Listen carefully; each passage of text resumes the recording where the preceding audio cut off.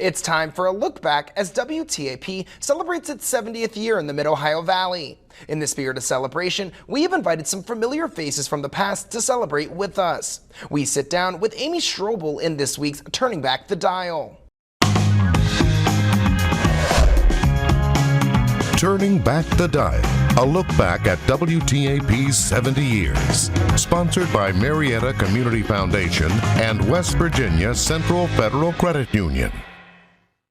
I'd been working for NBC News in Washington, D.C. That was my first job out of college, and I was incredibly lucky and excited to be working on the national news desk. And we would go out and cover the White House or the Pentagon or Congress.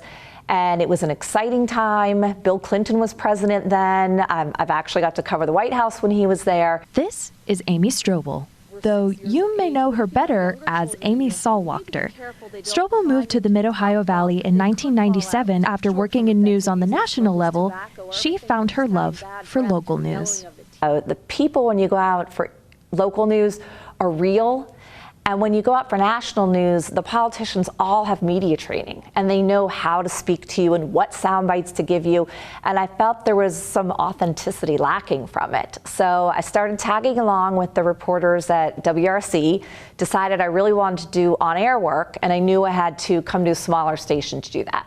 Over time, one of Strobl's superiors told her about a little station from West Virginia. When I was in D.C., I worked with a man named Bob Kerr, and he did the weekend news for the Today Show. And Bob Kerr actually came out to WTAP, to the Parkersburg area, to shoot some promos for the TV station. And he came back and he said, Amy, this station was amazing. It's a small station in West Virginia, great technology. All the people were super impressive. Kathy Lucas Stevens was the news director at the time. And she interviewed me, and it was an amazing fit. While she worked at WTAP, Strobl worked in a wide variety of positions that she said gave her many opportunities to learn more about her chosen field.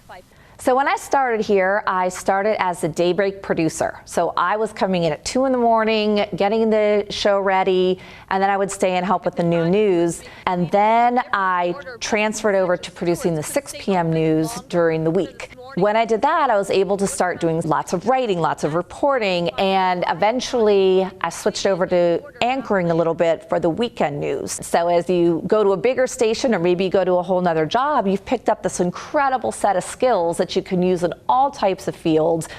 And that's something TAP does really well. Because it's a smaller station, people that work here have opportunities just to learn so much. Looking back on her time at WTAP, Strobl says that one of her main takeaways that still remains with her is the community, both in and out of the station. I love community. And when you come to a small TV station, you quickly become part of a community. And it's amazing how quickly you're welcomed into that. The community that I was welcomed into has really become my life. I mean, I'm here 25 years later.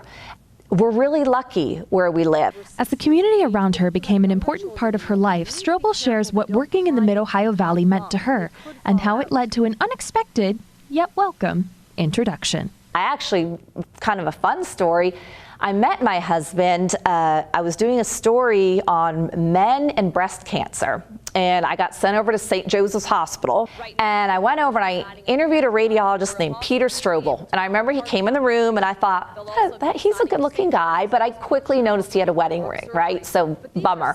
But luckily for me, Peter Strobl had a twin named Philip Strobl, and Philip Strobl is now my husband. Phil and his family are amazing. We laugh.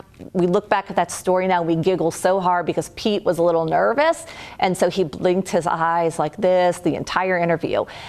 So we laugh a lot about that now. So we now are happily married, and we have a 19-year-old who just left for college, 17-year-old who is a senior at Williamstown High School, and a 12-year-old who's a 7th grader at Williamstown Middle School. So again, I'm grateful the community accepted me because I'm still here.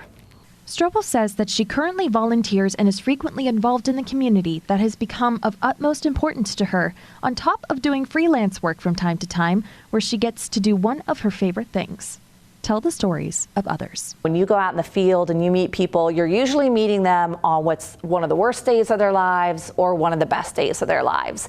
And so you meet people at a very vulnerable moment, and they're trusting you to tell their story. So we really have an awesome responsibility to tell that story well. LV Hissam for WTAP News. This is home.